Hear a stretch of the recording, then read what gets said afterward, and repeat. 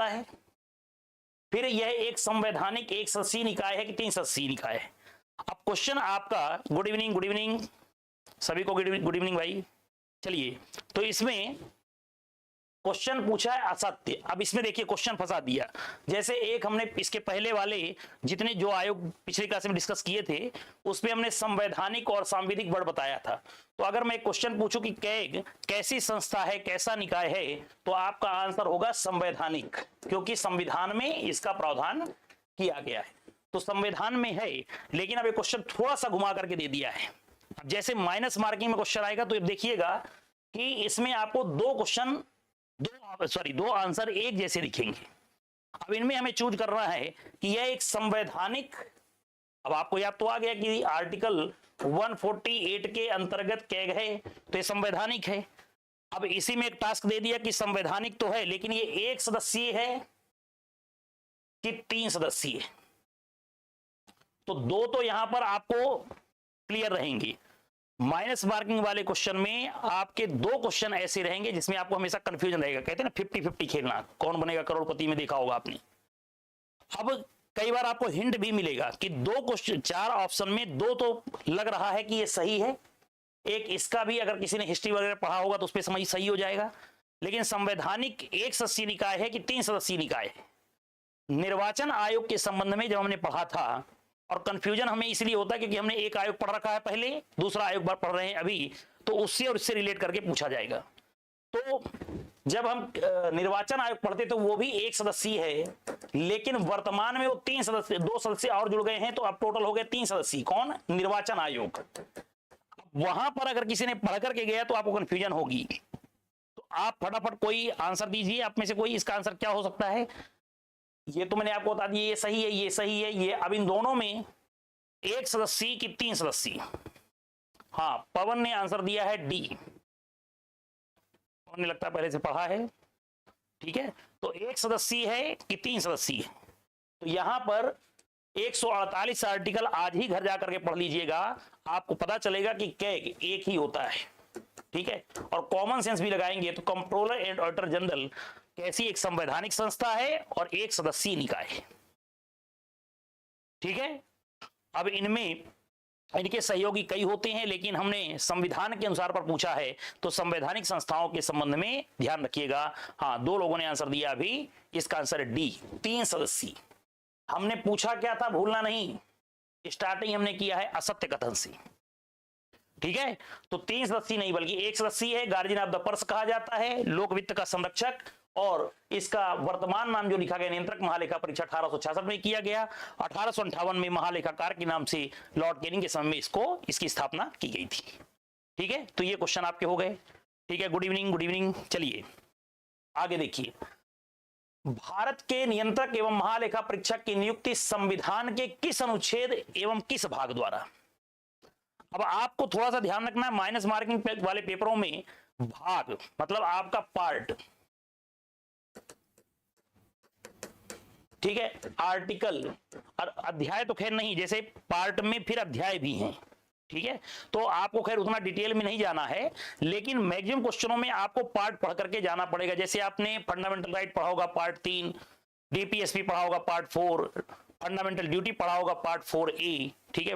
पिछली बार मैंने आपको ट्रिब्यूनल पढ़ाया था तो 14A, ठीक है। तो ऐसे आपको हैबिट में ले आना है। जैसे हमने पिछली बार भी पढ़ा था निर्वाचन आयोग का पार्ट, ठीक है। फिर निर्वाचन आयोग के अलावा हमने और कौन सी चीजें पढ़ी थी पिछले हफ्ते, लोक सेवा आयोग वगैरह, तो उनके भी पार्ट बताए थे। तो इसका आंसर थोड़ा सा ध्यान रखिएगा। तो यहां पर पार्ट, ये नहीं कि हमें 3 और 4 तो याद है, 4 ये है, बाकी भूल गए। हमने पिछली बार भी आपको 14, 15, 14A ये डिस्कस कर दिया था, ठीक है। अपनी हैबिट में ले आइएगा कि ऐसे क्वेश्चन पूछे जाएंगे। हालांकि इनमें आपको एक हिंट भी मिल जाता है। हिंट कैसे मिलेगा, आर्टिकल 148 अगर आपको याद भी है तो आपको भाग 5 यहां वहां भटकना नहीं है। बस ये ध्यान रखना कि कैग का प्रावधान भारतीय संविधान में 148 से 151 तक है। तो आपको हो सकता है यहां और यहां पर थोड़ा सा कंफ्यूजन क्रिएट करेगा, ठीक है। बाकी तो 146, 100 तो कई बार कहां से कहां तक है ये भी अगर आप देख लेते हो तो आपका आंसर कभी भी गलत नहीं होगा। तो मैक्सिमम विद्यार्थियों ने इसका आंसर दिया है सी। हमने पूछा था संविधान किस अनुच्छेद में किस भाग द्वारा? तो अनुच्छेद हुआ 148 भाग 5, आंसर हुआ इसका सी, बिल्कुल करेक्ट आंसर है। ठीक, चलिए फिर इसके बाद इसमें अगला क्वेश्चन है, भारत के नियंत्रक एवं महालेखा परीक्षक के वेतन भत्ते कौन निर्धारित करता है? आंसर दीजिएगा। इनकी नियुक्ति कौन करता है, वेतन भत्ते कौन तय करता है? ठीक है, पदावधि भारतीय संविधान में लिखी नहीं गई है पदावधि, लेकिन इसकी एक निश्चित की गई नियमों के आधार पर, तो वो सब क्वेश्चन आपके बनते हैं कैग के संबंध में, तो इसको ध्यान रखेंगे। आंसर दीजिए फटाफट कि भारत के नियंत्रक एवं महालेखा परीक्षक के वेतन भत्ते कौन निर्धारित करता है?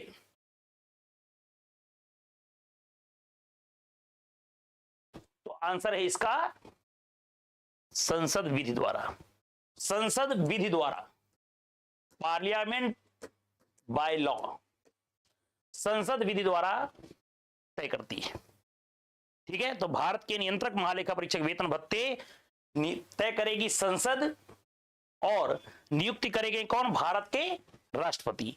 ठीक है, अगर किसी को आर्टिकल पढ़ना हो तो घर जाकर के 148 का 3 देखिए, 148 में 1 से लेकर के 6 तक के प्रावधान है, सब क्लॉज।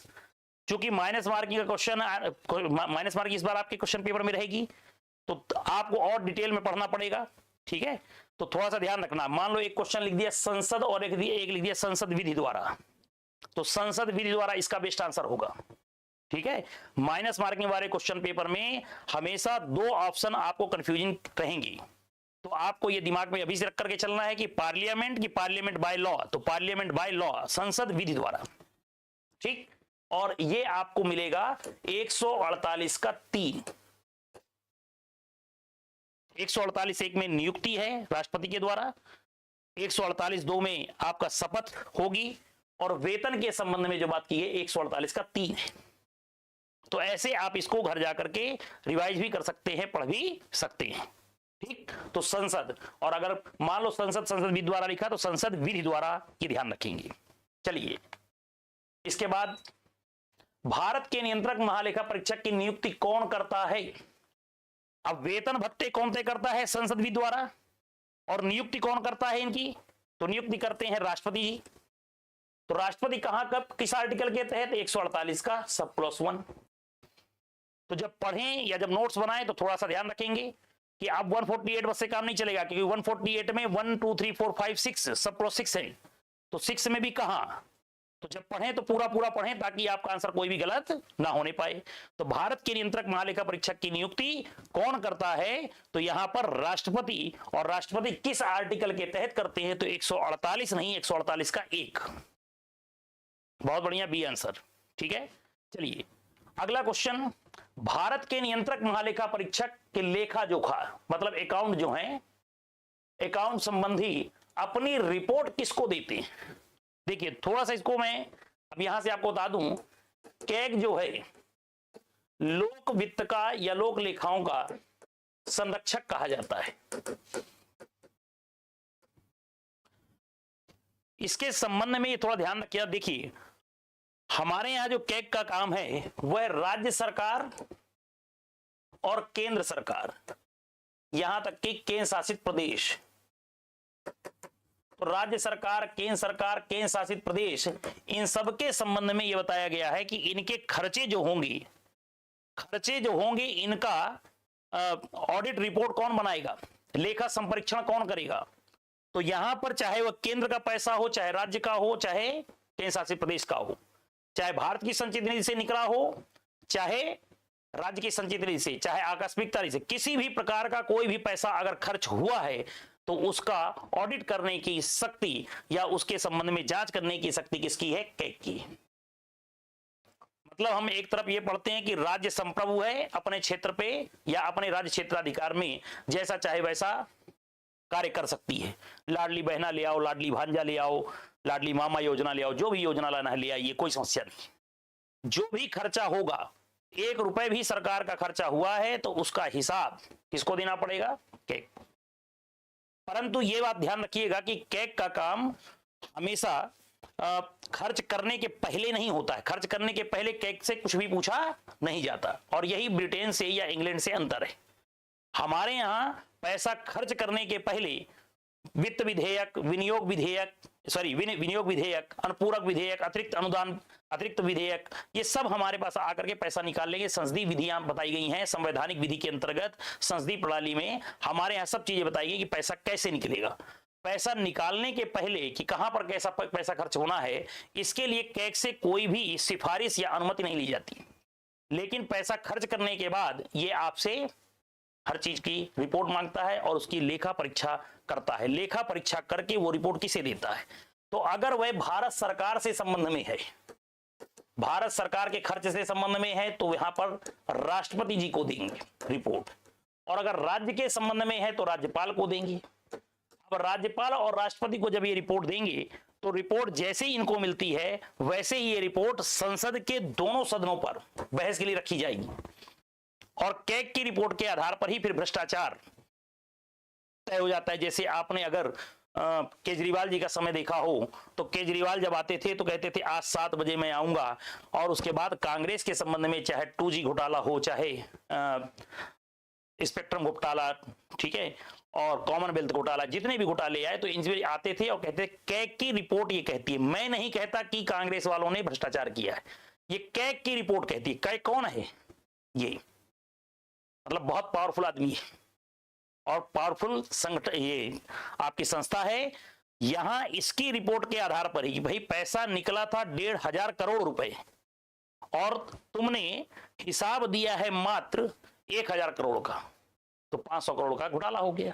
किसकी रिपोर्ट के आधार पर? कैग की रिपोर्ट। तो कैग ही बना करके पूरी रिपोर्ट देगी, और जब रखेगी संसद भवन में राष्ट्रपति को दे देंगे, राष्ट्रपति जी रखेंगे संसद के प्रत्येक सदन में, और जब बहस होगी तो फिर वहीं से विवाद की परिस्थितियां बनती हैं कि भाई इतने का घोटाला ये हो चुका है। ठीक है, तो इसको थोड़ा ध्यान रखना कि हमने पूछा है नियंत्रक महालेखा परीक्षक अपनी रिपोर्ट किसको प्रस्तुत करते हैं, तो अब केंद्र सरकार को, राष्ट्रपति को। तो ये अब डायरेक्ट ये नहीं लिखा कि भारत का नियंत्रक महालेखा परीक्षक, लिखा है अपनी रिपोर्ट किसके संबंध में? भारत सरकार की, केंद्र सरकार। लेकिन यहां पर जो हमारे ऑप्शन है वो दर्शित कर रहे हैं कि ये रिपोर्ट भारत सरकार के संबंध में या केंद्र सरकार के संबंध में, तो किसको देंगे ये? आंसर दीजिए इसका, राष्ट्रपति को। और राष्ट्रपति इस रिपोर्ट को क्या करेंगे? तो राष्ट्रपति इस रिपोर्ट को संसद के दोनों सदन में रखवाएंगे। अगर मैं आर्टिकल की बात करूं तो कौन सा आर्टिकल है? संपरीक्षा रिपोर्ट 151। और कैग का प्रावधान कहां से कहां तक है? तो 148 से लेकर 151 तक ही है। तो लास्ट इसकी जो धारा है, इसके पहले के आयोग में भी मैंने आपको 329 बार बार समझाया था, लास्ट वाली, कि उसको पढ़ के जाना है। 323 आपको पढ़ाया था जब लोक सेवा आयोग पढ़ाया होगा, भूल तो नहीं गए? हमने कहा था प्रतिवेदन आयोग की रिपोर्ट, और 329 पढ़ाया निर्वाचन आयोग में न्यायालय के हस्तक्षेप का वर्जन। आपको ऐसे ही आर्टिकल याद होंगे, थोड़ा सा ध्यान रखिएगा। ठीक है, मतलब इसमें कल के लिए क्वेश्चन आ जाए कि भारत के नियंत्रक महालेखा परीक्षक के लेखा जोखा संबंधी अपनी रिपोर्ट किस आर्टिकल के तहत वह राष्ट्रपति को देगा, तो वहां पर आपका आर्टिकल भी तैयार रहे 151। ठीक है, आंसर सही है। बहुत लोगों ने आंसर दिया इसमें डी। ठीक है, चलिए राष्ट्रपति को, और राज्य के संबंध में है तो राज्यपाल को। ठीक, चलिए भारत के नियंत्रक महालेखा परीक्षक की नियुक्ति कितने वर्ष के लिए होती है? अब अगर भारतीय संविधान की मैं बात करूं तो यहां पर इनकी जो समयावधि दी गई है वह समयावधि भारतीय संविधान के अंतर्गत नहीं है। पदावधि कितनी होगी यह भारतीय संविधान में नहीं लिखी, लेकिन नियम के आधार पर तय किया गया है। और राज्य व्यवस्था में क्वेश्चन आता है पॉलिटी में, तो इसको आपको ध्यान रखना है। इसका आंसर दीजिए क्या होगा? भारत के नियंत्रक महालेखा परीक्षक की नियुक्ति कितने वर्ष के लिए होती है? आंसर दीजिए।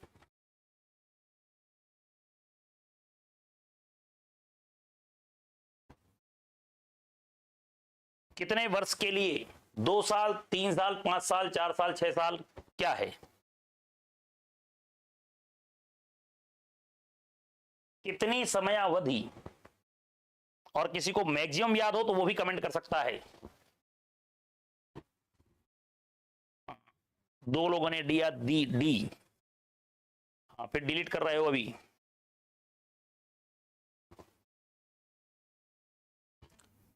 देख करके नहीं बोलना है। अमन, आपने पहले गलत आंसर दिया, अब आपने सी लगाया। ठीक है, पहले डी लगाया था। बाकी लोग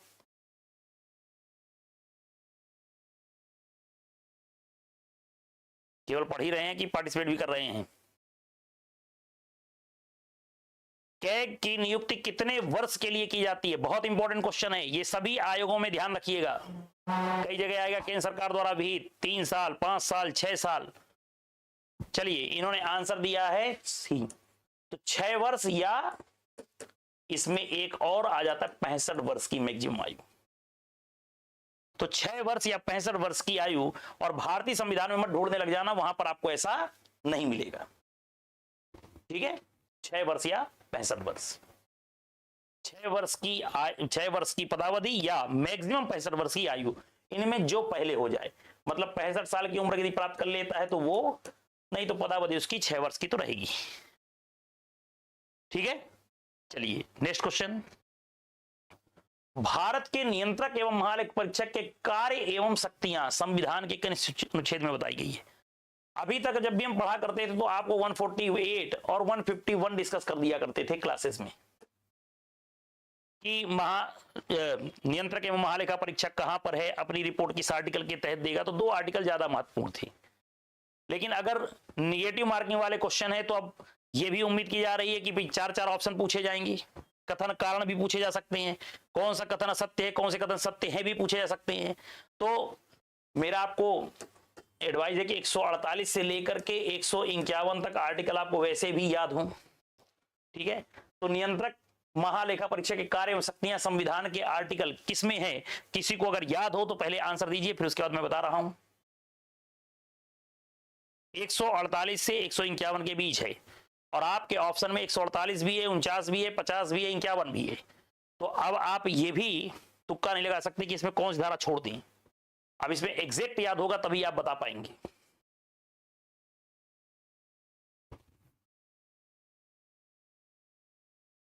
आर्टिकल याद नहीं है शायद। देखिए 148 के बाद 149 में ये आपका लिखा मिलेगा कि भारत के नियंत्रक महालेखा परीक्षक के कार्य शक्तियां किस अनुच्छेद में बताई गई हैं। तो आर्टिकल 149। अब इसको यहां पर मैं लिख देता हूं नियुक्ति। हालांकि इसमें बहुत चीजें हैं, नियुक्ति भी है, हटाने का आधार भी है, ठीक है, उनकी सेवा शर्तें भी हैं, शपथ भी है 148 के 1 2 3 में। तो 1 से लेकर 6 तक में प्रावधान है ये। 149 में भी आपको बता दिया कार्य एवं शक्तियां। यहां पर आ जाता है प्रारूप, ठीक है, तो प्रारूप के संबंध में है। और 151 में है संपरीक्षा रिपोर्ट, ऑडिट रिपोर्ट जिसको बोलते हैं, किसको देंगे। ठीक है, तो यहां पर ये चारों चीजें आप इसी के साथ याद कर लीजिएगा ताकि आपको बन जाए कि कैग के संबंध में 148, 149, 150, 151 में कौन सा कथन सत्य कौन सा नहीं। तो संपरीक्षा रिपोर्ट 151 में अभी आपको बताया राष्ट्रपति या राज्यपाल को दी जाती है। प्रारूप 150 के अंतर्गत। 149 में कार्य एवं शक्तियां हैं। तो इसका आंसर जो था वो क्या होगा? बी। आंसर दीजिए, भले गलत हो, आपको पता तो चलेगा कि हमने गलत दिया है, फिर सर ने इसको सही कराया है। ठीक है, चलिए आगे बढ़ते हैं। तो ये थोड़ा सा मेहनत आपको इस बार ज्यादा करनी पड़ेगी। ठीक है, तो 148, 149, 150, 151 इनकी हेडिंग अगर आप पढ़ लेंगे, अगर भारतीय संविधान का आपके पास बेरेक्ट हो, बेरेक्ट हिंदी इंग्लिश दोनों वाला कर लेंगे ज्यादा अच्छा है। कुछ चीजें हिंदी में याद हो जाती हैं, कुछ चीजें इंग्लिश में। तो आर्टिकल याद करने में आपको बहुत सहूलियत होगी।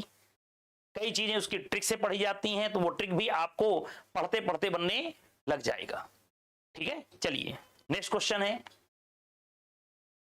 नेक्स्ट क्वेश्चन इसमें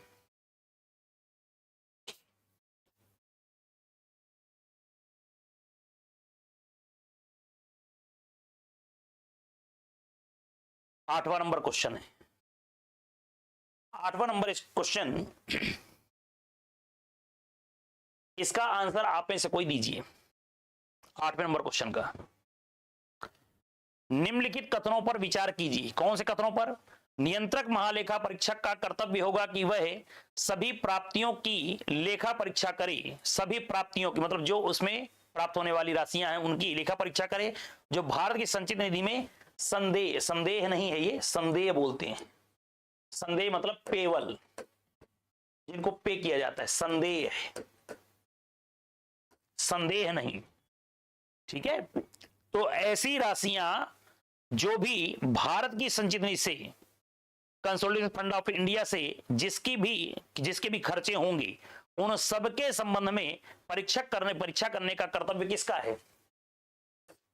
प्राप्तियों का लेखा परीक्षा करने का कर्तव्य कैग का है। तो अभी आपको मैंने बता ही दिया था कि कैग भारत सरकार, राज्य सरकार, केंद्र शासित प्रदेश, इन सभी के संबंध में जो भी प्राप्तियां हैं, जो भी पैसे की राशियां हैं, उन सब में आय व्यय के संबंध में जो भी खर्चा होगा, उनकी पूरी की पूरी लेखा परीक्षा करने का, अकाउंट रिपोर्ट बनाने का काम किसका है? कैग का। तो पहला तो आंसर सही हो गया। दूसरा, नियंत्रक एवं महालेखा परीक्षक को संघ या किस राज्य के किसी कार्यालय किसी राज्य के किसी कार्यालय या विभाग में किए गए भंडारों या स्टॉक के लेखाओं की लेखा परीक्षा करने और उनकी बाबत में रिपोर्ट देने का प्राधिकार होगा। रिपोर्ट देने का प्राधिकार होगा। तो अभी आपको थोड़ी देर पहले ही मैंने कहा था कि कैग के संबंध में कंट्रोलर ऑडिटर जनरल भारत की संचित निधि में जो भी पेबल हो, मतलब उससे जो खर्चे होने वाले हैं, उन सब के लिए भी करता है, और राज्य के संबंध में यहां तक कि संघ के संबंध में कोई भी भंडार या स्टॉक में अगर पैसा गया है, आया है, जैसे मध्य प्रदेश में चल रहा है कि पीडब्ल्यूडी विभाग में कुछ भ्रष्टाचार की बातें आई हैं भी, ठीक है, अभी आज के पेपर में ही था। तो अगर ऐसा कुछ आता है कि कैग की रिपोर्ट के माध्यम से इतना पैसा गया, इतना पैसा आया, इतने के फर्जी बिल लगाई गई, तो ये सब चीजें रिपोर्ट किसकी रिपोर्ट के आधार पर कह सकता है कि इसमें भ्रष्टाचार हुआ है? कैग की। तो वह संघ और राज्य के संबंध में भी और इनमें भी। तो इसमें हम देखते हैं ऑप्शन क्या है, एक तथा दो दोनों सत्य हैं, दोनों सत्य हैं, एक सत्य है लेकिन दूसरा सत्य है, इसमें आएगा आपका आंसर बी। ये भी सत्य है और ये भी सत्य है। हाँ, आपने आंसर दिया है बी, ठीक है। चलिए आगे, केंद्रीय प्रशासनिक अधिकरण, ये पिछली बार पढ़ाया था तो इसका क्वेश्चन मैंने इस बार फिर से दे दिया है। केंद्रीय प्रशासनिक अधिकरण अगर आप पढ़ते हैं ट्रिब्यूनल के संबंध में, तो मैंने पिछली बार कहा था कि ये है आपका पार्ट 14A। 14A 42वें संविधान संशोधन से जोड़ा गया था, 42वां संविधान संशोधन, और 323A और B जोड़े गए थे अधिकरण में। लेकिन केंद्रीय प्रशासनिक अधिकरण, जिसको हम कैट बोलते हैं, सुना होगा शायद कुछ लोगों ने, कैट मतलब यहां बिल्ली वाला नहीं है। ये सुना है किसी ने कि सेंट्रल गवर्नमेंट की अगर आप एम्प्लॉई हैं और अगर आपकी कोई विवाद रहते हैं, तो ऐसे विवादों के संबंध में, अभी ऐसे विवादों के संबंध में सबसे पहले, जैसे आप कहते हो सर मुझे हाई कोर्ट जाना है, तो वकील बताएगा कि देखिए मामला आपका हाई कोर्ट नहीं जाएगा, ये मामला कहां जाएगा? पहले कैट में जाएगा, ठीक है। भाई सरकार ने आपको नियुक्त किया है आईएएस आईपीएस या सेंट्रल गवर्नमेंट की अगर सर्विस में है, तो इसलिए थोड़ी बुलाया कि आप कोर्ट में जाकर के सरकार को घसीटें। तो अगर कोई विवाद होते हैं तो ऐसे विवाद का निपटारा करने के लिए आप ट्रिब्यूनल की व्यवस्था की गई है कि ट्रिब्यूनल में मामले चलेंगे। उनको बोलते हैं हम अधिकरण, अर्ध न्यायिक शक्तियां इनके पास होती हैं, ठीक है। और कई बार कोर्ट में, अब पीएससी के पेपर दे रहे हैं तो आप तो समझ ही रहे होंगे कि कोर्ट में जाने का मतलब होता है 5 साल 6 साल 10 साल आपका समय चला गया। तो पता चला सरकार ने आपको नौकरी के लिए रखा था और वहां पर केस लड़ते लड़ते आपको 5-6 साल हो गए। कैट में न्यायालय की अपेक्षा जल्दी से जल्दी कार्यवाहियां होती हैं, ठीक है। तो यहां पर 42वें संविधान संशोधन के द्वारा ट्रिब्यूनल का निर्माण किया गया, और ट्रिब्यूनल में कैट, ठीक है, तो केंद्रीय सेवा के लिए, और एक होता है सेट, स्टेट सर्विस के लिए, ठीक है, प्रशासनिक एडमिनिस्ट्रेटिव ट्रिब्यूनल बोलते हैं इसको। तो यहां पर इसका प्रावधान, बहुत से बच्चों ने आंसर दे दिया, तो यहां पर क्या होगा आंसर? ए। अच्छा, पुराने वाले आंसर है बी, दो लोगों ने दिया ए, ठीक है। 323A के अंतर्गत कैट जिसको बोलते हैं, ठीक है। तो कभी आए तो ध्यान रखना, सेंट्रल एडमिनिस्ट्रेशन ट्रिब्यूनल बोला जाता है। अब इसके बाद इसमें भारत का नियंत्रक महालेखा परीक्षक किस अनुसूची के तहत शपथ लेता है? तो भारतीय संविधान में मैं अगर आपसे पूछूं कितनी अनुसूचियां हैं, तो मुझे आंसर दीजिए उसका। भारतीय संविधान में कितनी अनुसूचियां हैं या कितनी अनुसूची हैं?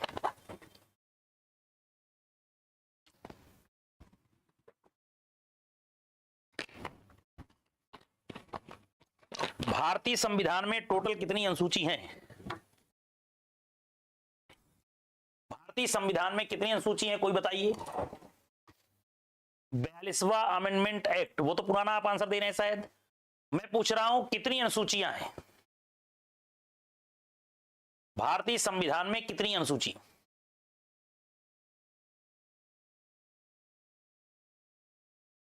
कोई आंसर दीजिए।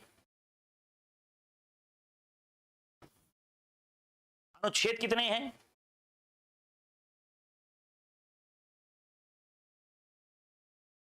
अगर यही नहीं पता रहेगा टोटल कितनी अनुसूचियां हैं, तो मैं आपको कहां से फिर आगे बताऊंगा, और यहां के जो क्वेश्चन आएंगे वो कैसे आप कवर करोगे। हाँ, कविता, कविता लिखा है कि कवि कविता लिखा है? 42वां संविधान संशोधन ऊपर 12 इनकरेंट, ठीक है, बहुत बढ़िया। ठीक है, देखिए इन्होंने आंसर दिया 12, तो इनके लिए थोड़ा सा याद करना और सरल रहेगा कि टोटल कितनी अनुसूचियां हैं और कौन सी अनुसूची में क्या है। ठीक है, 1968 की, ये क्या लिख रहे हैं आप, 1968 की क्या 8 पहले थी, अब 12 हो गई हैं, 425 आर्टिकल हैं।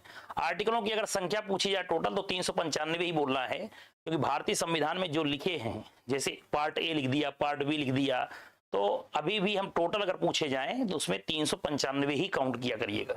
ठीक है, भारतीय संविधान के कुल अनुच्छेद पूछे जाए, बाकी अमेंडमेंट के बाद आप कितने हैं। ठीक है, आपने बोला है 12 अनुसूची, ठीक है, बहुत बढ़िया। देखिए इन्होंने आंसर दो प्रकार से दे दिया है। एक तो इन्होंने बताया कि 8 अनुसूची है, तो 8 अनुसूची, पहली अनुसूची किसके संबंध में है? पहली अनुसूची है राज्य और संघ राज्य क्षेत्र। आर्टिकल 1 अगर पढ़ा होगा आपने तो आर्टिकल 1 में ही लिखा है भारत अर्थात इंडिया राज्यों का संघ होगा। कौन से राज्यों को? जो प्रथम अनुसूची में बताए गए। ठीक है, फिर अनुसूची आती है 2,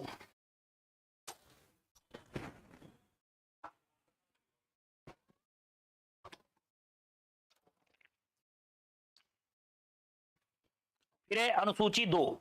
तो अनुसूची 2 में क्या है? वेतन। अनुसूची 3 इसमें है शपथ। 4 राज्यसभा की सीटें। 5 और 6 एसटी के संबंध में विशेष प्रावधान करने वाली। 7वीं अनुसूची 3 प्रकार के जो हमारे यहाँ संघ सूची, राज्य सूची, संवर्ती सूची, जिसपे कानून बनाने की, तो संघ, राज्य और संवर्ती सूची।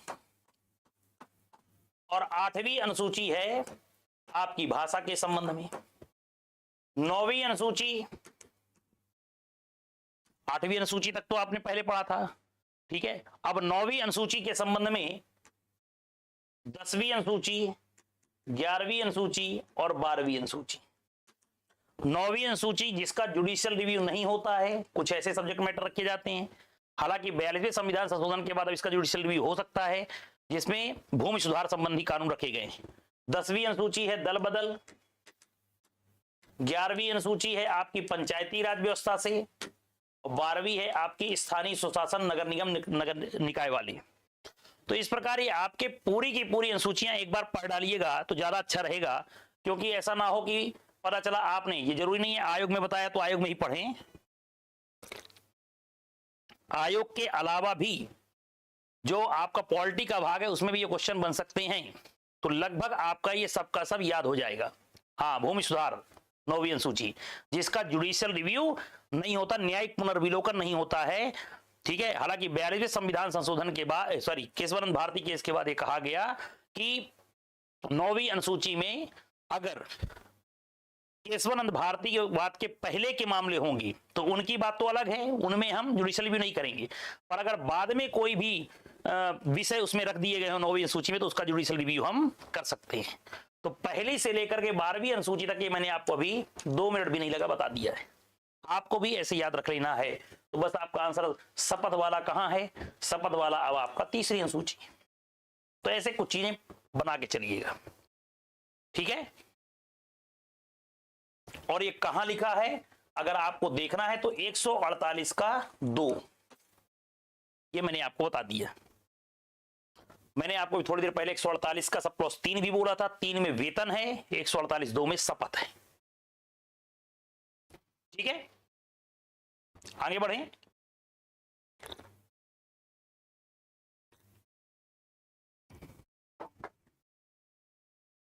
ठीक है, चलिए बहुत बढ़िया। कवि कविता आपकी तैयारी बढ़िया है, क्योंकि आपको 9वीं सूची में भूमि सुधार भी याद है, पहले 8 थी अब 12 है। ठीक है, तो बाकी लोग भी पार्टिसिपेट करें भाई।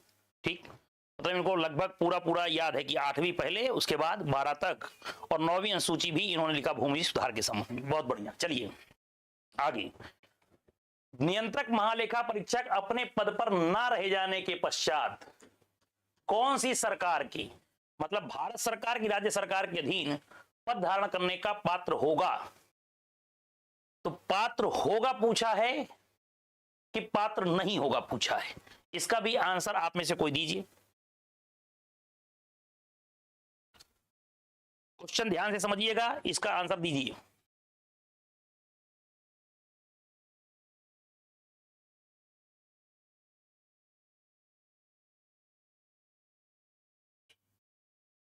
नियंत्रक महालेखा परीक्षक अपने पद पर न रह जाने के पश्चात कौन सी सरकार के अधीन पद धारण करने का पात्र होगा? राज्य सरकार, केंद्र सरकार, ए और बी दोनों, उपरोक्त में से कोई नहीं? इसका आंसर फटाफट दीजिए।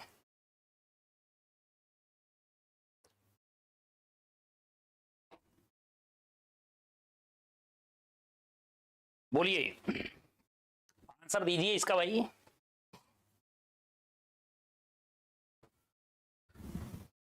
ऐसा तो नहीं सोच रहे हो कि इतने टफ क्वेश्चन आएंगे कैसे बनेगा? ए में बी आपने लिखा है, ठीक है, प्रयास तो आपका आपने किया। स्वाक्षी, स्वाक्षी लिखा कि स्वाति लिखा? स्वाक्षी आपने भी लिखा, आपने लिखा बी। आंसर दीजिए, फिर मैं इसको बता रहा हूं अभी।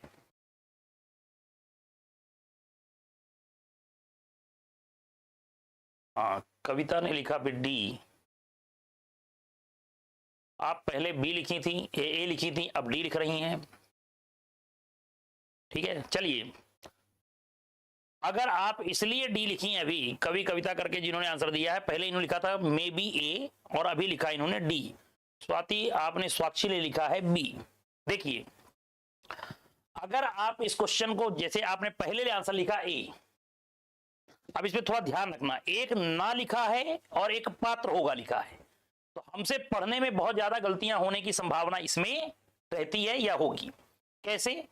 हम ये पूछ रहे हैं कि कैग ना रह जाने के पश्चात, मतलब कैग आप हो गए 6 साल की आपकी पोस्ट थी, या 65 वर्ष की मैक्सिमम आयु तक आप पद पर रहे आए, अब पद से आप बाहर हुए कैग के, तो ये लिखा ना रह जाने, तो एक तो निगेटिव ये लिख दिया है, और पात्र होगा पूछा है, मतलब ये पॉजिटिव में है और वो निगेटिव लिखा है।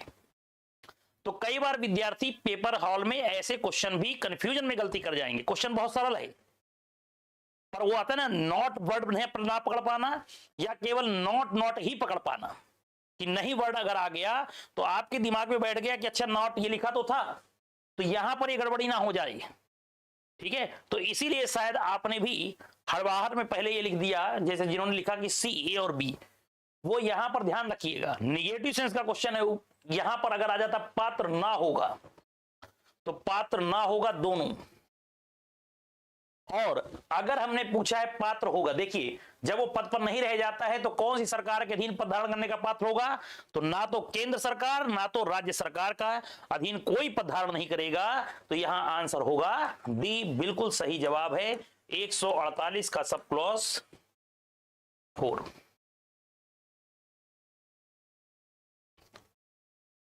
तो अभी मैंने आपको बता ही दिया था 148 1 नियुक्ति के संबंध में प्रावधान करता है, 2 के संबंध में शपथ, 3 में वेतन, और चौथा अभी आपको मिल गया कि यहां पर पद धारण नहीं करेंगे, ना भारत सरकार का ना राज्य सरकार का, मतलब आपकी छुट्टी हुई कैसे तो आपकी छुट्टी।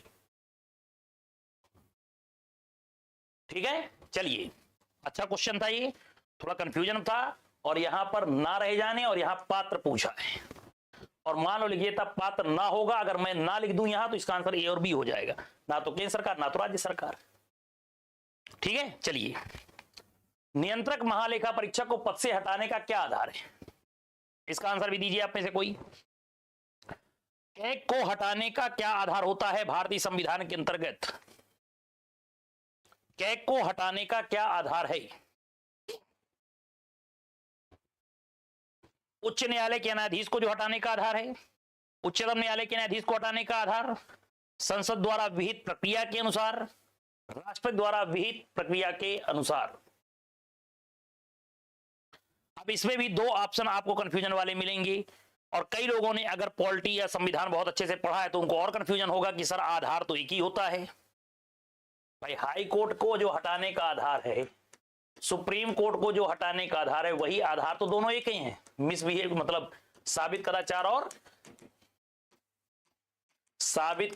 और असमर्थता, साबित कदाचार और असमर्थता, ठीक है। लेकिन अब यहां पर जब हम बात करते हैं इस तरह क्वेश्चनों की, तो ये भी सही लग रहा है, ये भी सही लग रहा है, पर इसका आंसर क्या होगा सही? हाँ, आरती मेवाड़ा। आरती तुम जुडिशरी वाली क्लास के स्टूडेंट हो क्या?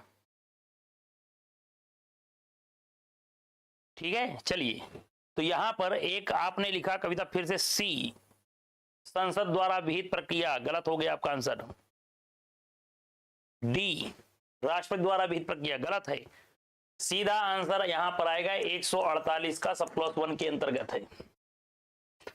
और अगर मैं सुप्रीम कोर्ट हाई कोर्ट लिख करके ना पूछूं तो सीधा उसका आंसर क्या होता है? साबित कदाचार और असमर्थता के आधार पर हटाया जा सकता है। पर सुप्रीम कोर्ट को जो हम वर्ड पूछेंगे वो सुप्रीम कोर्ट को हटाने का आधार आपके संविधान के बेरेक्ट में लिखा हुआ है, आर्टिकल 148 के अंतर्गत। ठीक है, तो इनको हटाने का आधार सुप्रीम कोर्ट के न्यायाधीश को हटाने का। ठीक है, चलिए, तो इसका आंसर हो गया बी, 148 का सब क्लॉज 1। भारत के वर्तमान नियंत्रक महालेखा परीक्षक कौन है? अब ये तो पीएससी का पेपर देने जा रहे हो या कोई भी तैयारी कर रहे हो तो ये तो याद होना ही चाहिए।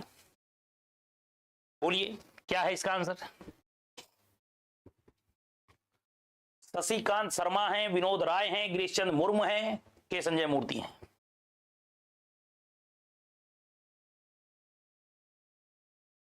हाँ, भारत के वर्तमान नियंत्रक महालेखा परीक्षक कौन है? वर्तमान के कौन है?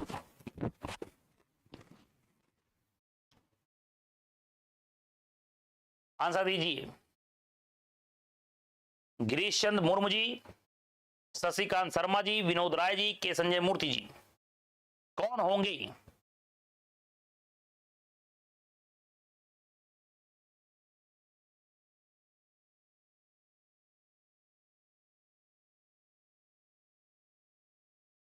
ये लिख रहे हैं आप विनोद राय। विनोद राय कब के चले गए भाई? मुर्मू लिखते तो मैं समझता कि कम से कम कुछ गलतियां हो सकती हैं। द्रौपदी मुर्मू जी, गिरीश चंद्र मुर्मू जी। हाँ, डी आपने दो लोगों ने लिखा है, के संजय मूर्ति जी वर्तमान में यही हैं। बहुत इंपॉर्टेंट पोस्ट है, थोड़ा सा ध्यान रखना। जब जब भ्रष्टाचार के मुद्दे देश में छाए रहें या पेपर में छपा रहे और उसमें आए कि कैग ने अपनी रिपोर्ट पेश कर दी है जिसमें ये इस डिपार्टमेंट के द्वारा इतना घोटाला दर्शित हो रहा है या भ्रष्टाचार उजागर हो रहा है, तो कैग ध्यान रखिएगा कि वैसे भी इंपॉर्टेंट टॉपिक में आ जाएगा और साथ साथ उसके नाम कि कौन है। तो वर्तमान में है के संजय मूर्ति, और आपको करंट का ही ये याद नहीं है, थोड़ा सा ध्यान रखिएगा कि वर्तमान कैग कौन है ये आपको याद होना चाहिए। जब पेपर देने जाना उस समय और देख लेना, कहीं उस समय तक कहीं चेंज ना हो जाए। मृत्यु हो सकती है, पद से हटाया जा सकता है, अगर कुछ हो गया ऐसा तो वहां पर जब पेपर देने जाएंगे तो थोड़ा सा एक बार और ध्यान रखिएगा, पर अपनी हैबिट में लाइएगा। ठीक है, चलिए। फिर है कौन सुमेलित नहीं है? अब फिर नॉट वाला क्वेश्चन आया, कौन सुमेलित नहीं है? 148 में CAG controller and auditor general की नियुक्ति है, बिल्कुल सही आंसर। 148 में इसी में नियुक्ति भी है, हटाने का आधार भी है। 149 में अभी आपको थोड़ी देर पहले मैंने आपको पूरा का पूरा 148, 49, 50 और 151 तीनों चारों धाराओं को समझाया था, आर्टिकल को समझाया था। तो इसमें आया कि संघ राज्य क्षेत्रों के लिए लेखाओं का प्रारूप। देखिए 148 में नियुक्ति तो बिल्कुल सही है, 149 में कार्य और शक्तियों के लिए पढ़ा था, 50 में प्रारूप है, 51 में लेखा संपरीक्षा है। अब इसमें एक बार देख लेते, कैग की नियुक्ति, ये सही आंसर। संघ और राज्य क्षेत्रों के लेखाओं का प्रारूप 150 में या 149, तो ये गलत। संपरीक्षा प्रतिवेदन बिल्कुल सही। और पिछली हफ्ते भी मैंने जो क्लास लिया था उसमें आप लोगों को बताया था निर्वाचन आयोग 324, ये भी सही है। तो आंसर हमने क्या पूछा है, इनमें से कौन सुमेलित नहीं है, अर्थात गलत क्या है इनमें। तो गलत आंसर इसमें कौन सा होगा, तो वो हो गया आपका, नहीं सी आपने लगाया, गलत है। बी नंबर होगा भाई 149।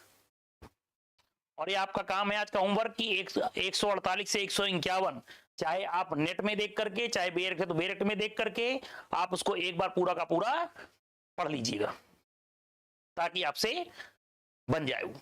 ठीक है, यहां पर आपको ये पूरी हेडिंग, नियुक्ति कार्य एवं शक्तियां 149 में, ना कि प्रारूप। प्रारूप है आपका 150 और संपरीक्षा रिपोर्ट की बात की जाती है 151 के अंतर्गत।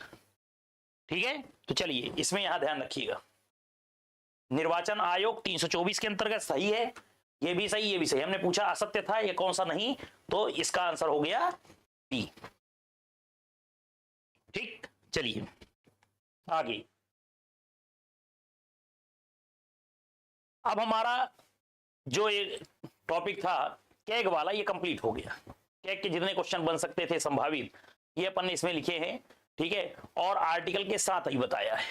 अब आपको मानव अधिकार के कुछ क्वेश्चन जो आ सकते हैं उनको भी, हालांकि मानव अधिकार में भी एक सीरीज और चलेगी आपकी, नेक्स्ट क्लासेस में भी मानव अधिकार रखवाएंगे, लेकिन मानव अधिकार के जो महत्वपूर्ण क्वेश्चन हैं वो अभी हम यहां भी डिस्कस करेंगे। ठीक है, चलिए तो इसमें हम देखते हैं, राष्ट्रीय मानव अधिकार आयोग कैसा आयोग है। तो राष्ट्रीय मानव अधिकार आयोग कैसा आयोग है, अगर क्वेश्चन आता है तो यहां पर पिछले हफ्ते की क्लास को थोड़ा सा याद करिएगा और इसका आंसर भी आप लोग दीजिएगा। राष्ट्रीय मानव अधिकार आयोग कैसा है, संवैधानिक है, सांविधिक है, अर्ध न्यायिक है, न्यायिक है, जुडिशियल, क्वासी जुडिशियल, स्टेटरी या आपका कॉन्स्टिट्यूशनल। क्या आंसर होगा राष्ट्रीय मानव अधिकार आयोग, आंसर दीजिए। राष्ट्रीय मानव अधिकार आयोग कैसा आयोग है?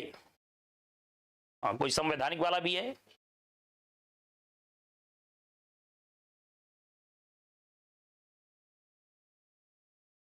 आपने लिखा बी, सांविधिक संस्था, क्योंकि राष्ट्रीय मानवाधिकार आयोग का जो गठन होता है वो होता है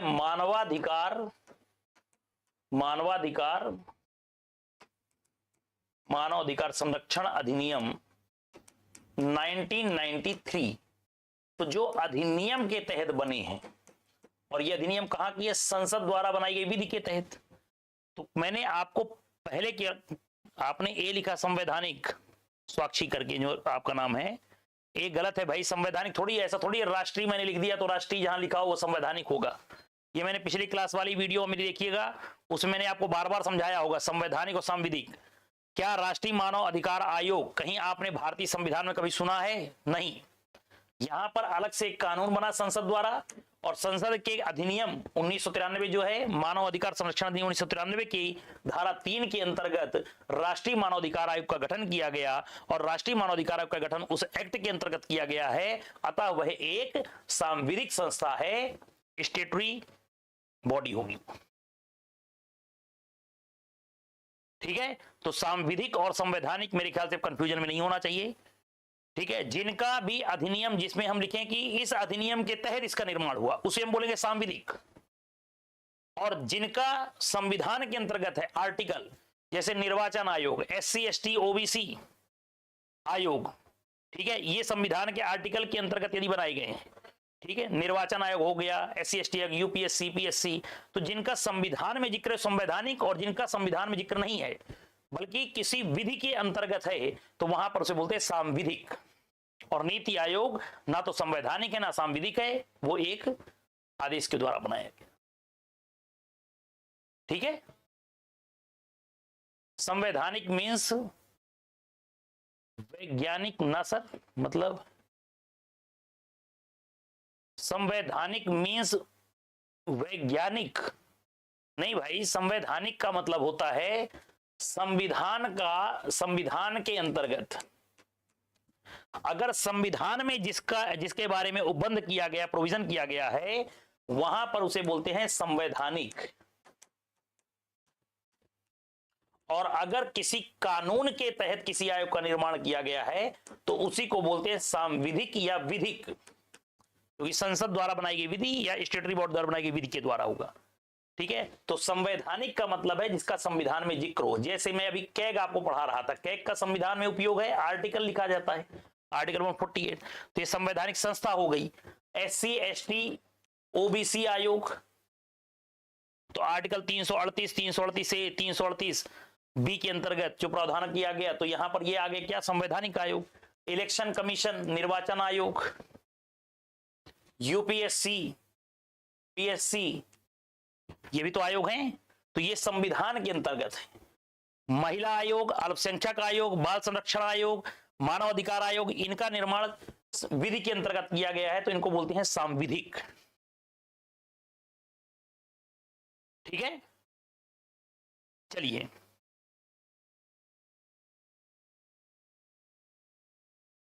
आगे।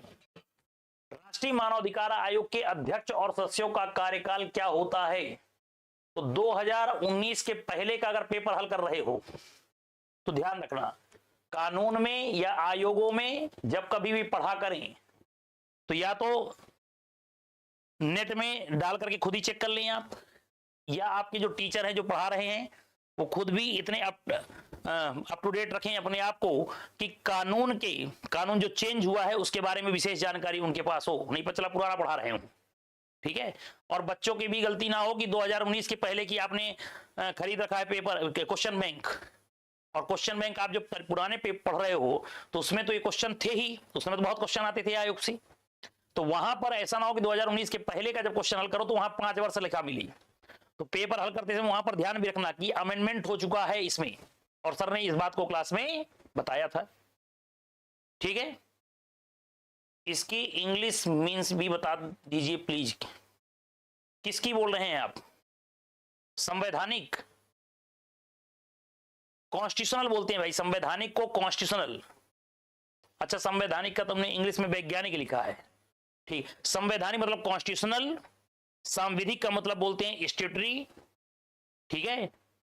अर्ध न्यायिक को बोलते हैं क्वासी जुडिशियल, और न्यायिक बोलते हैं जुडिशियल। चलिए, तो 2019 के पहले, 2019 के संशोधन के बाद अब वर्तमान में इनकी आयु है, इनकी पदावधि हो गई 3 वर्ष या 70 वर्ष। सरकार का कार्यकाल कम नहीं हुआ, लेकिन कई सांविधिक संस्थाओं में, जो सांविधिक संस्थाएं थी, मानव अधिकार आयोग, अभी आपको हम जब पढ़ाएंगे आगे जाकर के सूचना आयोग, इन सब के अध्यक्ष सदस्य आयुक्त, मुख्य आयुक्त थे उसमें, सूचना वाले में, तो इन सब की पदावधि कम कर दी गई है। मतलब सरकार रहेगी 5 साल और ये रहेंगे अब 3 साल, पहले 5 साल थे ये भी। ठीक है, तो 2019 के बाद अब ये 3 साल या 70 वर्ष की आयु तक ही रहेंगे। राष्ट्रीय मानवाधिकार आयोग के अध्यक्ष और सदस्य दोनों के संबंध में कार्यकाल एक ही है, लेकिन जब हम उपभोक्ता के संबंध में पढ़ेंगे तो अध्यक्ष का अलग और सदस्यों का अलग पढ़ेंगे। ठीक है, तो अभी से दिमाग में बैठा करके रखिएगा। तो 3 वर्ष या 70 वर्ष, ये इसका आंसर। ठीक, आगे। अच्छा, मानव अधिकार क्या होता है ये भी ध्यान रखना। मानव अधिकार क्या होता है? तो 4 प्रकार के अधिकार, जीवन, स्वतंत्रता, या स्वतंत्रता का मतलब लिबर्टी से है, ना कि फ्रीडम से।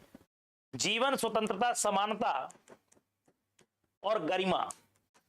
जीवन, स्वतंत्रता, समानता और गरिमा के ऐसे अधिकार जो गारंटी या प्रत्याभूत की गई हो, सम्मिलित किया गया हो और प्रवर्तनीय किया गया हो, इनफोर्सिबल। तो गारंटी दी गई है भारतीय संविधान द्वारा, तो भारतीय संविधान द्वारा गारंटीकृत। अंतरराष्ट्रीय प्रसंविदा द्वारा सम्मिलित, ये 16 दिसंबर 1966 को यूएनओ की महासभा द्वारा अपनाया गया था। और प्रवर्तनीय है भारतीय न्यायालय द्वारा।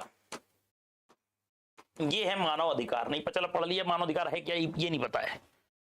तो 4 प्रकार के अधिकार, जीवन, स्वतंत्रता, समानता और गरिमा के ऐसे अधिकार जिनकी गारंटी भारतीय संविधान ने दिया हो, ठीक है, सम्मिलित किया गया अंतरराष्ट्रीय कन्वेंशन या सम्मेलन जो होते हैं, मीटिंग जो होती है समिट, उनमें 16 दिसंबर 1966 की डेट, और प्रवर्तनी किया हो भारतीय न्यायालय द्वारा।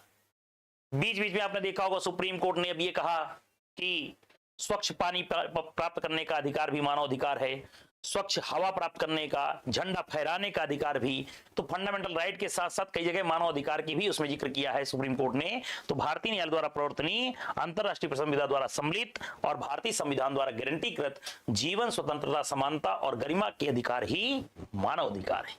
तो मानव अधिकार के संबंध में मानव अधिकार आयोग बना है। आयोग में अध्यक्ष होते हैं और सदस्य होते हैं। एक अध्यक्ष होंगे मानव अधिकार आयोग के, और वहां पर आपके 5 सदस्य, जिसमें एक होगा सुप्रीम कोर्ट का। इसमें बना ही देता हूं मैं कि मानव अधिकार आयोग के संबंध में इनकी संरचना किससे मिलकर के बनती है, अध्यक्ष और सदस्य। अध्यक्ष जो होंगे वो वर्तमान सुप्रीम कोर्ट के या तो चीफ जस्टिस या जस्टिस रहे हों, रिटायर्ड, सेवानिवृत्त। और सदस्य जो रहेगा ऐसे पढ़ा जाता है, एक सदस्य है सुप्रीम कोर्ट के वर्तमान या सेवानिवृत्त न्यायाधीश, एक हाई कोर्ट के वर्तमान या रिटायर्ड चीफ जस्टिस, और 3 होते हैं जिन्हें मानव अधिकार आयोग के संबंध में या मानव अधिकार के संबंध में विशेष ज्ञान या अनुभव रखें। इनमें मिनिमम 1 महिला होती है। मिनिमम कितनी महिलाएं? 1 महिला। तो ऐसा ये पूरा का पूरा होगा, 3 2 5 और 1 6 सदस्य हो जाता है। तो इसमें जो अध्यक्ष और सदस्य लिखे हैं, तो 1 अध्यक्ष होंगे और 5 सदस्य होंगे। तो अध्यक्ष सहित कितने और अध्यक्ष रहित कितने? तो अध्यक्ष सहित कितने हैं? तो अध्यक्ष सहित हो गए 6 सदस्य हो गए मानव अधिकार आयोग, और इन सब का कार्यकाल 3 साल या 70 वर्ष है। ठीक है। फंडामेंटल राइट तो अभी 6 हैं। हाँ ठीक है, फंडामेंटल राइट 6 हैं अभी, लेकिन वो स्वतंत्रता इनके अलावा भी है भाई, जो न्यायालय जो संविधान में बताई गई हैं, इसके अलावा भारत में प्रवर्तनीय अन्य जो होंगे वो सब के सब आएंगे।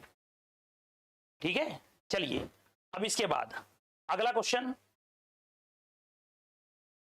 राष्ट्रीय मानव अधिकार आयोग के अध्यक्ष और सदस्यों की नियुक्ति संबंधी एक सिफारिश समिति होती है। इनका अध्यक्ष कौन होगा? तो देखिए, इनके लिए सिफारिश समिति, अब 2 चीजें थोड़ा सा ध्यान रखना, जब क्लास पढ़ाएंगे तो आपको बताएंगे। जिन्होंने पहले पढ़ा होगा क्वेश्चन जो हल कर रहे हैं वो लोग आंसर इसका देते चलेंगे। सिफारिश समिति मिलकर के बनती है, इसमें अध्यक्ष होंगे। देखिए, एक होता है मानव अधिकार आयोग का अध्यक्ष और एक होता है सिफारिश समिति का अध्यक्ष। तो सिफारिश समिति का अध्यक्ष होंगे देश के प्रधानमंत्री, और इनके जो सदस्य होते हैं वो होंगे देश के गृह मंत्री, मोटा भाई। फिर लोकसभा, तो लोकसभा के अध्यक्ष और विपक्ष के नेता, राहुल गांधी भी, राहुल बाबा भी रहेंगे, और राज्यसभा की उपसभापति। अब ये उपसभापति थोड़ा सा ध्यान रखना, सभापति कौन होता है? आंसर लिख करके मुझे दीजिए। राज्यसभा का सभापति कौन होता है?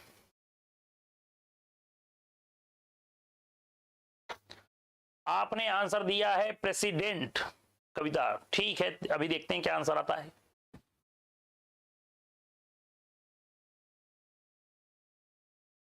तुमने बी लिखा है और प्रेसिडेंट लिखा है। मानव अधिकार आयोग के अध्यक्ष और सदस्यों की नियुक्ति संबंधी सिफारिश समिति एक होती है। सिफारिश समिति इनसे मिलकर के बनती है। तो सिफारिश समिति के जो अध्यक्ष, हमने पूछा है सिफारिश समिति के अध्यक्ष, थोड़ा सा वर्ड ध्यान रखिएगा, नहीं सावधानी हटी और दुर्घटना घटी। हाँ बहुत बढ़िया, आपने दिया वाइस प्रेसिडेंट। ठीक है, तो राज्यसभा के सभापति होते हैं उपराष्ट्रपति, राज्यसभा का पदेन सभापति होता है, ऐसा आपने पढ़ रखा है। राज्यसभा का पदेन सभापति कौन होगा? उपराष्ट्रपति। नियुक्ति होगी उपराष्ट्रपति के रूप में, काम करेंगे राज्यसभा के सभापति के रूप में। तो ध्यान ये रखना है कि राज्यसभा का सभापति मतलब राष्ट्रपति और उपराष्ट्रपति दोनों ही सिफारिश समिति में नहीं होते। हालांकि सिफारिश समिति की अनुशंसा पर ही राष्ट्रपति अध्यक्ष और सदस्यों की नियुक्ति करते हैं। तो नियुक्ति करते हैं कौन? राष्ट्रपति। लेकिन सिफारिश समिति में उपराष्ट्रपति नहीं होता, तो राज्यसभा का उपसभापति होगा यहां, ये थोड़ा सा ध्यान रखिएगा। विपक्ष के नेता, लोकसभा में अध्यक्ष विपक्ष का नेता गृह मंत्री, और अध्यक्ष सिफारिश समिति के अध्यक्ष। तो हमने मानव अधिकार आयोग के अध्यक्ष सदस्यों की नियुक्ति के संबंध में सिफारिश समिति का अध्यक्ष पूछा है। और अगर हम यही क्वेश्चन यहां तक पूछते कि राष्ट्रीय मानव अधिकार आयोग का अध्यक्ष कौन होता है, तो अभी मैंने आपको इसमें ग्राफ बनाया था कि अध्यक्ष होगा हमेशा सुप्रीम कोर्ट के रिटायर्ड, या तो चीफ जस्टिस ऑफ इंडिया हो या रिटायर्ड जस्टिस हो। पहले रिटायर्ड जस्टिस का प्रावधान नहीं था, 2019 के बाद अमेंडमेंट करके अब चीफ जस्टिस ऑफ इंडिया या रिटायर्ड कोई भी सुप्रीम कोर्ट का जो जस्टिस होगा वो इसके अध्यक्ष हो सकते हैं। ठीक है, आ रही बात समझ में कि नहीं? तो थोड़ा ध्यान रखेंगे। चलिए, तो इसका आंसर हो गया देश के प्रधानमंत्री, राज्य के संबंध में तो मुख्यमंत्री। ठीक, चलिए अगला क्वेश्चन, राष्ट्रीय मानव अधिकार आयोग के अध्यक्ष और सदस्यों की नियुक्ति संबंधी चयन समिति में कौन शामिल नहीं होता? चयन समिति वही है, चयन समिति या सिफारिश समिति, जो भी समझाया, चयन समिति या सिफारिश समिति। सिफारिश समिति। तो राष्ट्रीय मानव अधिकार आयोग के अध्यक्ष सदस्यों की नियुक्ति संबंधी चयन समिति में शामिल कौन नहीं होता? लोकसभा का अध्यक्ष होता है, राज्यसभा का सभापति, वही बता दिया आपको, उपराष्ट्रपति नहीं होता। राज्यसभा का सभापति कौन? उपराष्ट्रपति, ये नहीं होते। उपसभापति, लोकसभा विपक्ष नेता। हमने पूछा है शामिल नहीं होता, तो शामिल नहीं है, इसका आंसर होगा बी, सेक्शन 4 के अंतर्गत है। ठीक है, क्लियर? थोड़ा टफ पड़ेगा क्योंकि अभी आपने पढ़ा नहीं होगा, जब पढ़ेंगे तो पूरी चीज सब सरल लगेंगी। बहुत अच्छा है, ठीक है। और अधिकार अगर आपको नहीं पता होगा, जो पीएससी की तैयारी कर रहे हैं, कंपटीशन की तैयारी कर रहे हैं, तो क्या सब्जी वालों को पता होना चाहिए? तो थोड़ा सा डरिएगा नहीं, आगे जाकर के आप प्रशासनिक अधिकारी बनेंगे तो law and order he maintain करना है। विधि का शासन आपने पढ़ा होगा, और ऐसे जो शासकीय सेवक बनने की तमन्ना रख रहे हैं या इच्छा रख रहे हैं या उसके लिए तैयारी कर रहे हैं, तो घबराइएगा नहीं कि ये एक्ट के क्वेश्चन आ रहे हैं तो इनमें हमको कैसे पढ़ना है, क्या करना है, थोड़ा टफ लग रहा है। आगे का पूरा काम ही इसी पर होता है। आप चाहे कलेक्टर बने, चाहे डिप्टी कलेक्टर बने, चाहे तहसीलदार बने और चाहे डीएसपी बने, पूरी प्रक्रिया इसी पर होती कानून की। अभी तो एक आध एक्ट की बात है, धीरे धीरे करके हम आपको भी कई आयोगों में ऐसा सब चीजें समझा करके चलेंगे। ठीक है, चलिए आगे। तो कौन सम्मिलित होता है, कौन नहीं? हाँ, एक बार अगर लॉ पढ़ लिया तो आपको सब चीजें समझ में आने लग जाएंगी। सीधा इसका क्वेश्चन ही रहता, बस नहीं हाँ, कहां सभापति कहां उपसभापति। ठीक है, अगर यही मैं अगर राज्य के संबंध में पूछूं तो राज्य के संबंध में जहां विधान परिषद है, जैसे यूपी में, तो वहां के विधान परिषद के सभापति होंगे राज्य के संबंध में। लेकिन जब हम राष्ट्रीय पढ़ते हैं तो यहां पर राज्यसभा का सभापति मेंबर नहीं होता सिफारिश समिति का, बल्कि राज्यसभा का उपसभापति मेंबर होता है। ठीक, अगला क्वेश्चन है, राष्ट्रीय मानव अधिकार आयोग का वर्तमान अध्यक्ष कौन है? इसका आंसर आप में से कोई दीजिए, बहुत इंपॉर्टेंट है। राष्ट्रीय मानव अधिकार आयोग, अब ये क्वेश्चन क्यों दिया है इसका कारण भी समझ लीजिए। अभी आप इंदौर में अगर रह रहे हो या इंदौर से बाहर हैं, तो भागीरथपुरा पूरा एरिया सुर्खियों में छाया रहा पेपरों में, जहां पर जो मानव अधिकार के संबंध में महत्वपूर्ण है पानी। उस पानी के कारण कई व्यक्ति अभी काल के गाल में समा गए। ठीक है, सरकारी आंकड़े तो 4 बता रहे थे कोर्ट में, पर शायद मौत का आंकड़ा 16 के ऊपर जा रहा है। तो कहने का मतलब कि जब ऐसी घटनाएं हो रही हों कि हम कहां से कहां पहुंच गए, हम मंगल पहुंच गए, चंद्रयान पहुंच गए, चंद्रमा में पहुंच गए, लेकिन हमारे घर तक अभी पानी स्वच्छ नहीं पहुंच रहा है। और पानी के कारण मर जाना 21वीं सदी के भारत में, ये कहीं ना कहीं एक भारत पर और अपने शहर पर एक कलंक है। ठीक है, इसमें भी एक्शन लिया है माननीय राष्ट्रीय मानव अधिकार आयोग ने, रिपोर्ट मंगवाई है। तो इसलिए भी थोड़ा सा ध्यान रखना कि करंट की घटनाओं से जोड़ना आपको सीख लेना है। जब पेपर आपका हो तो उस समय भी आपको ध्यान रखना है, ठीक है, कि अभी जो भागीरथपुरा, अब इंदौर में पीएससी है, पीएससी का पेपर अगर होगा और उन्होंने देखा कि यहां पर इस घटना से, ये नहीं पूछे कि भागीरथपुरा कहां है, ये पूछा जाएगा कि इसमें राष्ट्रीय मानवाधिकार आयोग ने अभी चूंकि उसकी रिपोर्ट मंगवाई है, कलेक्टर साहब उसकी रिपोर्ट देंगे पूरी की पूरी बना करके, तो ठीक है। तो ऐसी परिस्थितियों में राष्ट्रीय मानवाधिकार आयोग का वर्तमान अध्यक्ष कौन है, किसके समय में ये रिपोर्ट जारी, मतलब ये कार्यवाही चालू हुई हैं या जांच करने की बात की जा रही है, तो अभी इसके वर्तमान अध्यक्ष, कविता आपने लिखा है अरुण कुमार मिश्रा जी, अब चेंज हो गए हैं भाई, ये इसके पहले थे, ये नहीं है। क्या लिखा है, हेमुहीना, कैसे कैसे नाम लिखते हो भाई, हेमुहीना आपने लिखा है सी, बहुत बढ़िया। रंगनाथ मिश्रा जी पहले अध्यक्ष थे, इसके पहले के अरुण कुमार मिश्रा जी थे, स्वतंत्र कुमार जैन जी अभी हरित न्यायाधिकरण वाले रहे, तो वी राम सुब्रमण्यम सी। बाकी लोग भी पार्टिसिपेट कीजिए, ठीक है, जरूरी नहीं कि आपका आंसर गलत हो गया तो कोई सजा हो जाएगी, ठीक है। और करंट के आपको घटनाओं से जोड़ करके अभी मैंने आपको बता दिया, वी राम सुब्रमण्यम यही इसका आंसर है, ठीक है। अब आप लिख रहे हैं इसका आंसर, ठीक है, क्लियर। तो अभी राष्ट्रीय मानवाधिकार आयोग ने इंदौर में जो पीने के पानी के कारण कई लोगों की मौत हो गई, उसमें अभी संज्ञान लिया है और उसकी रिपोर्ट अभी अपने पास मंगवाया है, अर्थात ये मामला अब राष्ट्रीय मानव अधिकार आयोग भी पहुंच गया।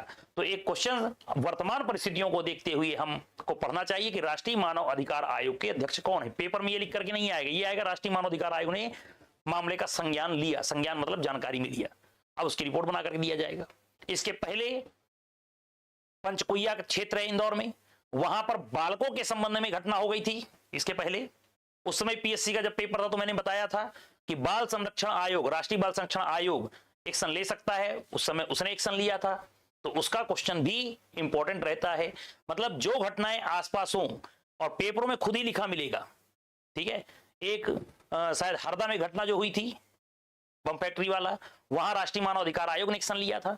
तो ऐसी घटनाएं अगर कभी हों और आपके पेपर के आसपास की घटनाएं या उन पूरे राष्ट्रीय स्तर का मुद्दा बन चुका हो, तो वहां पर ध्यान रखिएगा किस आयोग ने एक्शन लिया, उसकी थोड़ी सी संरचना वगैरह पढ़ना है, अध्यक्ष कौन है वर्तमान में, पहला कौन रहा है, ये पढ़ने का आपका तरीका होता है, ठीक है। कई बार इसमें ये लिख दिएगा इसमें कौन मानव अधिकार के अध्यक्ष या मानव अधिकार संबंधित नहीं है, तो आप देखिए अगर ऐसा क्वेश्चन पूछे तो ये इसके पहले रहे हैं, रंगनाथ मिश्रा जी पहले रहे, मतलब सबसे प्रथम वाले ये, इनके पहले ये, और स्वतंत्र कुमार जैन जी का संबंध मानव अधिकार आयोग से नहीं है। तो क्वेश्चन क्या पूछा जाएगा, जरूर नहीं जो हमने पूछा वही क्वेश्चन आए, इसको घुमा करके पूछा जा सकता है, इसलिए थोड़ा सा ध्यान रखिएगा। हीना है आपका नाम, ठीक है, बहुत बढ़िया, अच्छा नाम है, ठीक है। चलिए, पढ़ा मतलब आपका करंट तैयार है, ठीक है, आपने नाम भी लिख दिया उनका और सी ऑप्शन भी दिया, बहुत बढ़िया, वेरी गुड। चलिए, राष्ट्रीय मानव अधिकार आयोग के पदेन सदस्य क्या है, ना बने तो टेंशन मत लेना, जब क्लासेस देंगे सब आपको बताएंगे, सब आपको याद हो जाएगी चीजें, ठीक है, बहुत सरल तरीके से, ठीक। चलिए, पदेन सदस्य का मतलब क्या, देखिए एक होते हैं इसमें सदस्य, मतलब राष्ट्रीय मानव अधिकार आयोग में, राष्ट्रीय मानवाधिकार आयोग, इसमें एक होंगे अध्यक्ष और सदस्य, ठीक है। तो अभी आपको मैंने पढ़ाया था तो कितने थे टोटल, 1 + 5 मतलब हो गई ये 6, और एक होते पदेन सदस्य। अब पदेन सदस्य भाई कौन है, ये भी पुराने पेपरों में, हालांकि उस समय आपका मानव अधिकार संरक्षण अधिनियम ही था पीएससी में, तो क्वेश्चन पूछा जाता था। आंसर किसी को पता हो तो आप लिख दीजिएगा। मेरा नाम कविता है, ठीक है, कविता करके लिखा था आपने, ठीक है, बहुत बढ़िया, अच्छा नाम है। चलिए, तो पदेन सदस्य, पदेन का मतलब क्या होता है, एक्स ऑफिसर जिसको बोलते हैं। अभी मैंने आपको थोड़ी देर पहले जिक्र किया था कि उपराष्ट्रपति का चुनाव होता है, चुनाव होगा उपराष्ट्रपति के रूप में और जाकर के काम करेंगे राज्यसभा के सभापति के रूप में। तो राज्यसभा का पदेन सभापति कौन होता है, उपराष्ट्रपति, ठीक है। उपराष्ट्रपति का अपने आप में संविधान में, अपने आप में मतलब उपराष्ट्रपति के रूप में संविधान में कोई काम नहीं है। तो आप कहेंगे सर क्या बिना काम के आदमी हैं, हाँ, उनके क्या वेतन है, उपराष्ट्रपति को कोई वेतन नहीं है। अब आप कहेंगे फ्री में काम करते हैं, तो मैंने कहा नहीं, राज्यसभा के सभापति के रूप में चूंकि वो काम करते हैं तो राज्यसभा के सभापति की वेतन उनको प्राप्त होती है, ठीक है, ना कि उपराष्ट्रपति की। और उपराष्ट्रपति के लिए ऐसा कोई भी काम भारतीय संविधान में नहीं है। या तो राष्ट्रपति के ना रहने पर, राष्ट्रपति के मृत्यु हो जाने पर, राष्ट्रपति योग को अगर हटा दिया गया है महाभियोग की प्रक्रिया द्वारा, तो फिर उपराष्ट्रपति राष्ट्रपति बनेंगे, ठीक है। और या उपराष्ट्रपति राज्यसभा का सभापति होते हैं। मैक्सिमम काम उनका वहां होता है, इसलिए उसके बारे में लिखा रहता है, ठीक है। डी और सी में भी दो आंसर नहीं होंगे, इसका एक होगा, ठीक। चलिए अब देखिए इसमें पदेन सदस्य कौन कौन, तो मतलब क्या होता है, मानव अधिकार एक बड़ा संगठन कहला गया भाई। मानव अधिकार का मतलब ये नहीं है मनुष्य को प्राप्त अधिकार मानव अधिकार है। अभी आपको मैंने कहा जीवन, स्वतंत्रता, समानता, गरिमा के अधिकार भारतीय संविधान द्वारा गारंटी, अंतरराष्ट्रीय संविदा द्वारा में सम्मिलित, और उसके बाद भारतीय न्यायालयों द्वारा प्रवर्तनीय अधिकार, ठीक है, ये है मानव अधिकार। तो अगर मान लो जेल जाते हैं और जेल में जाकर के देख रहे हैं, या अभी भागीरथपुरा की मैंने घटना का जिक्र किया, तो अगर भागीरथपुरा की घटना की जिक्र किया तो उसमें मरने वाले जनरल कैटेगरी के भी होंगे, SC ST OBC, महिलाएं, ठीक है, अल्पसंख्यक भी हो सकते हैं, दिव्यांगजन भी वहां पर हो सकते हैं, मतलब हर कम्युनिटी का व्यक्ति वहां पर हो सकता है जिनके साथ घटना हुई हो, ठीक। तो बेटर ये होगा कि राष्ट्रीय मानवाधिकार आयोग जब किसी मामले की जांच करे, जब कोई कार्य करे, तो वहां पर इनको भी साथ में ले ली कि ऐसा तो नहीं किसी षड्यंत्र का शिकार हो गए हों, ठीक है, किसी षड्यंत्र का शिकार कि SC वालों के साथ ज्यादा अपराध हो गया, या कल के लिए कोई जब मुआवजा वगैरह बटे तो वहां पर क्लासिफिकेशन अलग अलग कर दिया जाए। तो जब भी जांच करके अपनी सिफारिश भेजेंगे तो यहां पर अन्य सदस्यों को भी साथ में ले लें, नहीं पता चलेगा अभी मानव अधिकार आयोग ने एक्शन लिया, कुछ दिन बाद SC ST आयोग ने एक्शन ले लिया। तो उससे बचने के लिए हमारे एक प्रक्रिया बनाई गई है कि जब ये कार्य करेंगे, राष्ट्रीय मानवाधिकार आयोग जब कार्य करेगा तो इनके पदेन सदस्य भी रहेंगे। तो पदेन सदस्य कहां के, तो ये 7 होते हैं। देखिए इसको ऐसा बनाइएगा, 3 तो जाति वाले हो गए, SC आयोग, ST और OBC।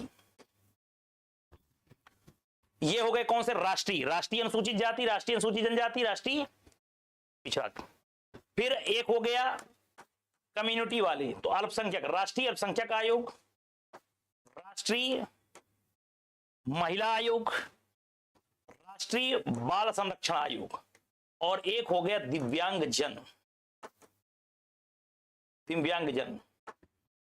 अब ये सब कौन है, राष्ट्रीय स्तर के। तो राष्ट्रीय आयोग की इनके सबके रहते हैं, इन सबके हैं अध्यक्ष, ध्यान से समझना। मतलब राष्ट्रीय मानव अधिकार आयोग के अध्यक्ष, सॉरी राष्ट्रीय SC आयोग का अध्यक्ष, राष्ट्रीय अनुसूचित जनजाति आयोग का अध्यक्ष, राष्ट्रीय अनुसूचित जाति का अध्यक्ष, राष्ट्रीय महिला आयोग का अध्यक्ष, राष्ट्रीय अल्पसंख्यक आयोग का, बाल अधिकार संरक्षण आयोग का। फिर यहां पर सबके अध्यक्ष रहेंगे, लेकिन दिव्यांगजन के संबंध में होते हैं मुख्य आयुक्त।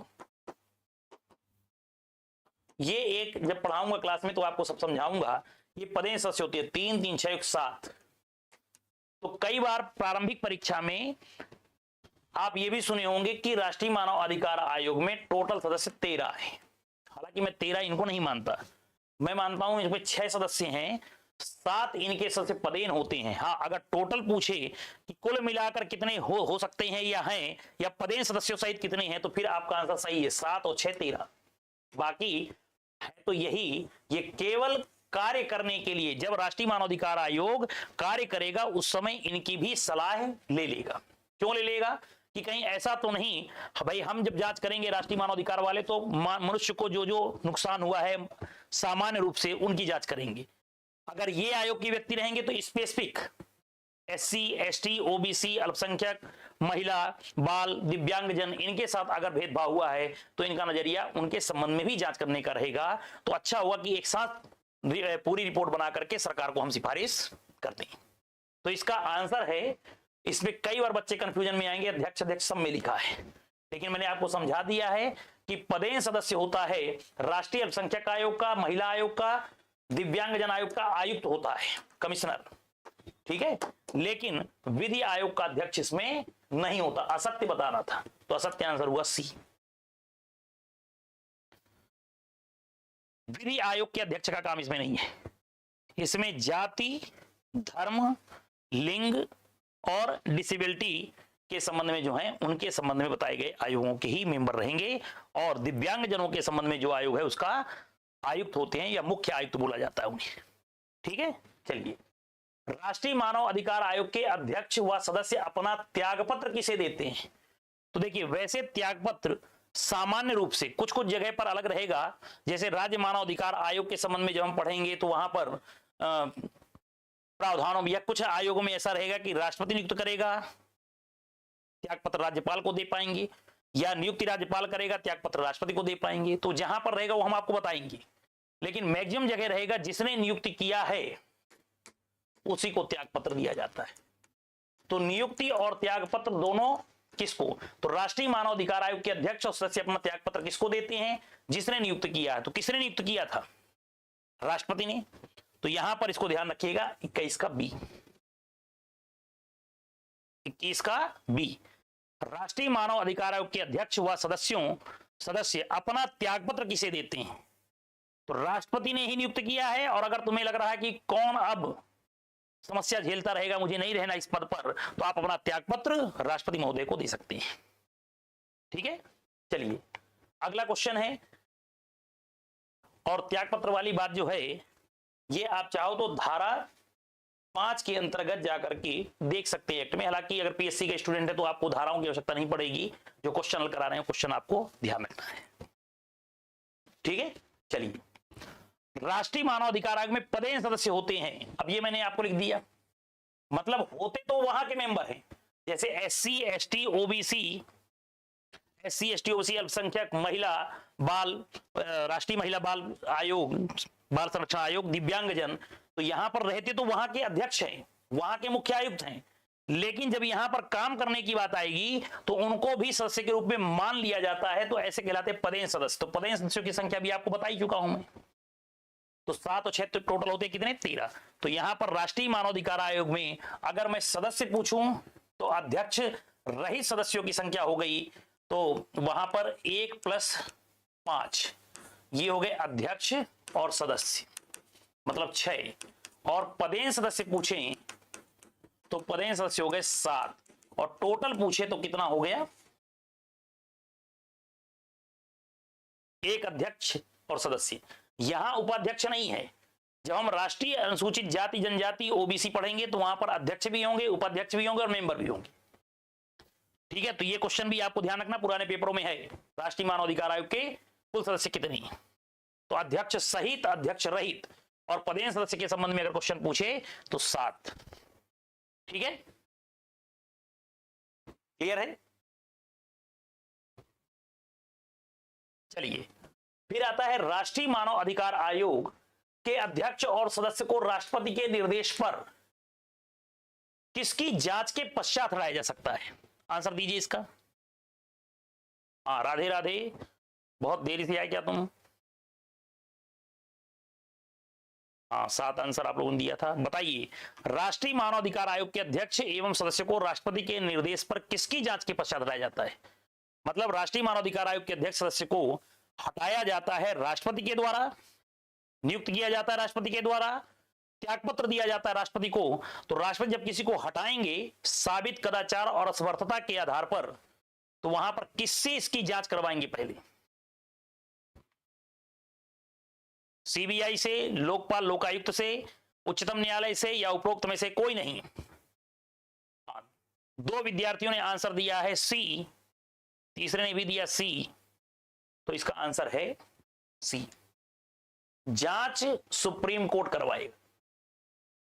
मतलब साबित कदाचार असमर्थता कौन साबित करेगा? Supreme court. सुप्रीम कोर्ट जांच करने के बाद यह बताएगा कि मिसबिहेवियर, इनकैपेसिटी साबित हो रही है, और अपनी रिपोर्ट राष्ट्रपति जी को देंगे, और उसके बाद राष्ट्रपति इनको पद से हटा देंगे। ठीक है, सुप्रीम कोर्ट। आगे, मानव अधिकार आयोग को कौन सी शक्तियां प्राप्त हैं? तो देखिए, जितने भी आयोग पढ़ोगे, या कभी भी क्वेश्चन इस तरह के आपसे इंटरव्यू में पूछे जाएं या इसमें आए, तो आयोग की शक्तियां हमेशा होती हैं। आयोग को कौन से न्यायालय की शक्तियां होती हैं? सिविल न्यायालय की। सिविल न्यायालय की शक्तियों का मतलब है समन। आपने सुना होगा, एक ये समन है और एक ये समन है। ये समन का मतलब होता है राजीनामा, जो लोक अदालत वगैरह लगती है, कोर्ट वगैरह में समझौता हो जाता है, तो ऐसे राजीनामा जिसको बोलते हैं वो समन, कंपाउंडेबल बोलते हैं इंग्लिश में। और एक होता है समन, की कोर्ट का समन आया, मतलब कोर्ट का बुलावा आया है कि आइए। तो समन में आपको सम्मान सहित बुलाया जाता है, आप आ जाइए कोर्ट इस तारीख को। और जब नहीं आते हो तो फिर भेजा जाता है वारंट, और दोनों को हम बोलते हैं समन, ये वाला समन और वारंट को बोलते हैं कोर्ट की आदेशिका। तो आदेश का भेजा वारंट में कि ये महान आदमी है, पुलिस वाले इसको पकड़ करके ले आओ। तो दोनों समन और वारंट दोनों का काम होता है कि आपकी उपस्थिति कोर्ट में सुनिश्चित की जा सके। तो ऐसे ही आयोग को ध्यान रखना, आयोग को हल्के में मत लेना, नहीं वो आपको हल्का कर देगा। ठीक है, आयोग के पास सिविल न्यायालय सकती है, समन जारी कर सकती है बुलावे के लिए, ठीक है, किसी साक्षी की परीक्षा करवा सकती है, हाजिरी भी करा सकती है साक्षी की, और उसकी परीक्षा भी करवा सकती है कि आप आइए या अपने साक्षी को लेकर के आइए, उसकी परीक्षा किया जाएगा। कमीशन जारी करवा सकते हैं, कोई भी निरीक्षण करने का आदेश या निरीक्षण स्वयं भी कर सकते हैं, ये सब शक्तियां होती हैं। तो हर आयोग को सिविल न्यायालय की शक्तियां होती हैं। तो कभी क्वेश्चन आए तो थोड़ा ध्यान रखना, सिविल न्यायालय की शक्तियां। मानव अधिकार आयोग को कौन शक्ति होती है? तो सिविल न्यायालय की शक्तियां, और ये सेक्शन 13 के अंतर्गत है, अगर आपको एक्ट के हिसाब से पढ़ना है तो वहां पर। ठीक, अब इसका अगला क्वेश्चन है, राष्ट्रीय मानवाधिकार आयोग के सभी आदेश और निर्णय अधिप्रमाणित, अधिप्रमाणित का मतलब होता है वही सर्टिफाइड, ऑथेंटिकेशन बोलते हैं जो, अधिप्रमाणित मतलब कौन करेगा साइन? इसका आंसर थोड़ा दीजिए क्या है? राष्ट्रीय मानवाधिकार आयोग के सभी आदेश और निर्णय अधिप्रमाणित होंगे। आपने लिखा ए, स्वाक्षी।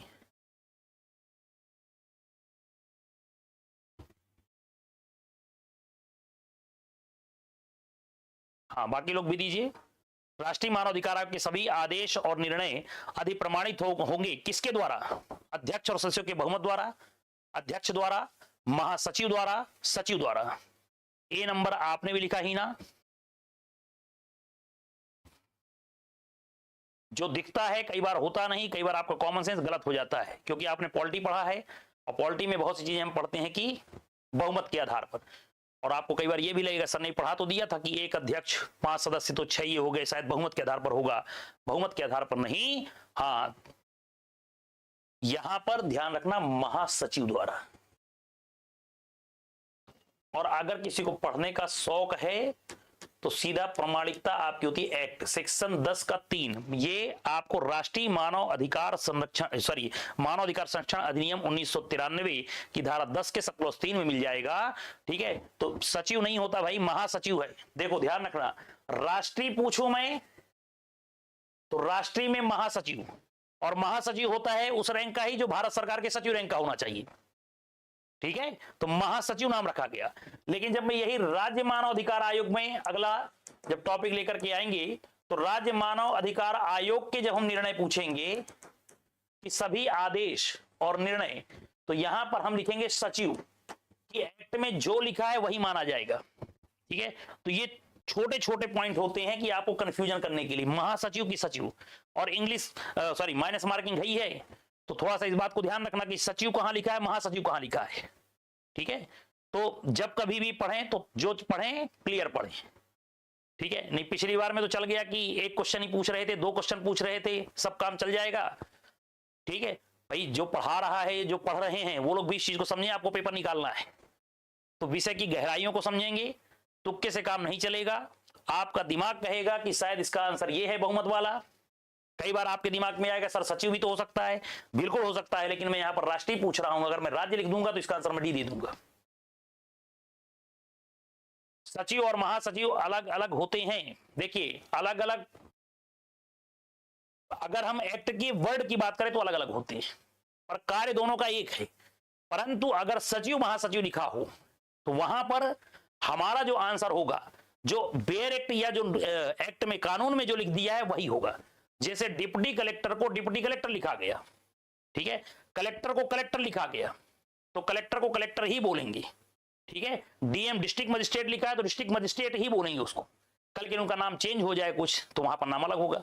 जैसे जब जज बनता है तो सिविल जज और न्यायिक मजिस्ट्रेट, अब एक्ट में लिख दिया दांडिक मामला सुनोगे तो न्यायिक मजिस्ट्रेट हो, और जमीन जायदाद के मामले सुनोगे तो सिविल जज हो। आप एसडीओ भी हो और आप एसडीएम भी हैं, तो ऐसे ही यहां पर अंतर रहेगा वर्ड का। ठीक है, जैसे मैं आपको इससे लिंक करके कुछ समझा देता हूं कि अभी ठंड बढ़ गई थी तो ठंड में स्कूल बंद करने का आदेश आया कि 7 तारीख तक स्कूल बंद रहेंगे छोटे बच्चों की। पहले पढ़ते ना 144 लगी है, अब 144 नहीं लगती, 144 पता नहीं लगाती है, अब चेंज हो गई, BNSS हो गई, भारतीय नागरिक सुरक्षा संहिता, ठीक है। तो अब 163 जब लगेगी तो उसमें डीएम आदेश देंगे। हम बोलते हैं कलेक्टर साहब का आदेश आया, कलेक्टर का आदेश नहीं होता, देखना कभी भी लिखा रहेगा जिला मजिस्ट्रेट, क्योंकि वहां पर वर्ड वही है। अब वो दोनों तो एक ही हैं, लेकिन जब दांडिक मामले में के संबंध में या दांडिक आदेश पारित करें या आदेश दें तो वहां पर हम दंडाधिकारी लिखेंगे। ऐसे ही जो एक्ट में लिखा होता है वो यही है, काम वही करता है। सचिव राज्य के संबंध में वही काम करेगा, और महासचिव यहां पर लिखा गया है तो महासचिव भी वही है, ठीक है। और इसी के साथ हमारी ये श्रृंखला आज की समाप्त हुई। बहुत बहुत धन्यवाद। जय हिंद, जय भारत। हम फिर अगला ये मानवाधिकार और राज्य मानवाधिकार आयोग के साथ साथ कुछ टॉपिक के साथ मिलेंगे। तब तक के लिए जय हिंद, जय भारत। Thank you.